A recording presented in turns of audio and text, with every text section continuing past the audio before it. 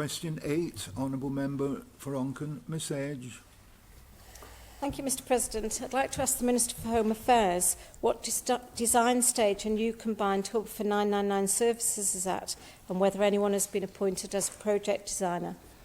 Call on the Minister for Home Affairs, Mr Cragin, to reply. Thank you, Mr President. The Blue Light Hub is at feasibility stage and no project designer has yet been appointed. Supplementary, Miss Edge. Thank you, Mr President. When the Minister says no project designer has been appointed, there's been feasibility discussions taken place. Have these been just taken place in the department or has they been taken place with designers, architects, consultants? And also with regards to the Minister stated in July, on the 4th of July in an interview on MTTV that he would was looking at the possibility of a new hub, and then on the 30th of September the Minister said that he's not sure it's needed. Will the Minister advise whether he's going to take this project forward or isn't it needed?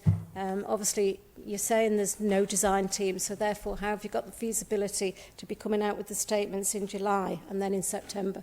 Thank you, Mr President. Reply, sir. Thank you, Mr President. It's quite simple. We've had a feasibility study done. The project started before my time in the department. I'm yet to be convinced it is the right way forward. I am meeting with all the service heads to see whether it is the right thing to do. And once that decision has been made, then we'll either move forward or we'll not. Supplementary, Ms Edge. Thank you, Mr President. And I hope the Minister, when he looks at this, will take some of the words from the Honourable Chief Minister earlier that said we should buy local, think local, shop local, think local and buy local. But can the Minister confirm that the policy with regard the Treasury policy is being adhered to with regards to the feasibility he's received? Thank you, Mr President. Mr Cragin. Thank you, Mr President. As I said, I'm meeting with the service heads to go over the feasibility study. And that's what it is at the moment, is just a small feasibility study. And we can go on from there. And yes, it will be complying with financial regulations. Mr Speaker. Thank you, Mr President. With this, would there be an opportunity maybe to dust down the feasibility study that was done when Minister Earnshaw was the Minister for Home Affairs and was considered to be not a priority by his successor? Going back into history there. Indeed.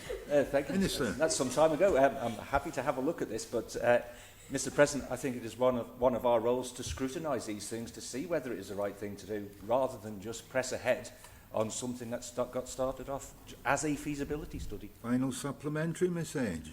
Thank you, Mr President.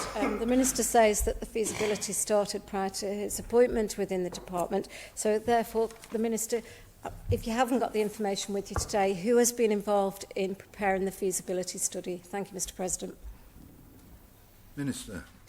Thank you, Mr President. I'll try and find the answer for the honourable members. Mr Thomas, final supplementary. I thought you'd caught my eye and I really appreciate you coming back to me.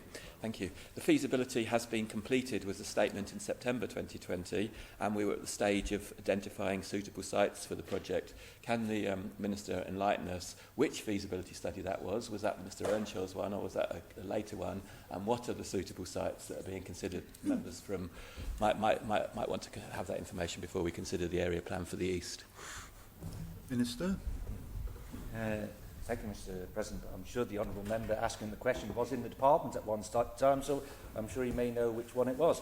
Mr President, as I said, it's a feasibility study and I have to discuss this with the service heads. I don't want to discuss which sites they are at the moment because it might preempt a decision on any land. If I can remind the honourable member, back in 2006, when I was going for election, there was talk about the Ballasalla bypass, and there was talk about a confidential paper about this bypass going through, and one of the members actually said where it was, and my concern was that the price of any land would go up if it was decided it was going through there. So we'll go through the proper process, Mr President.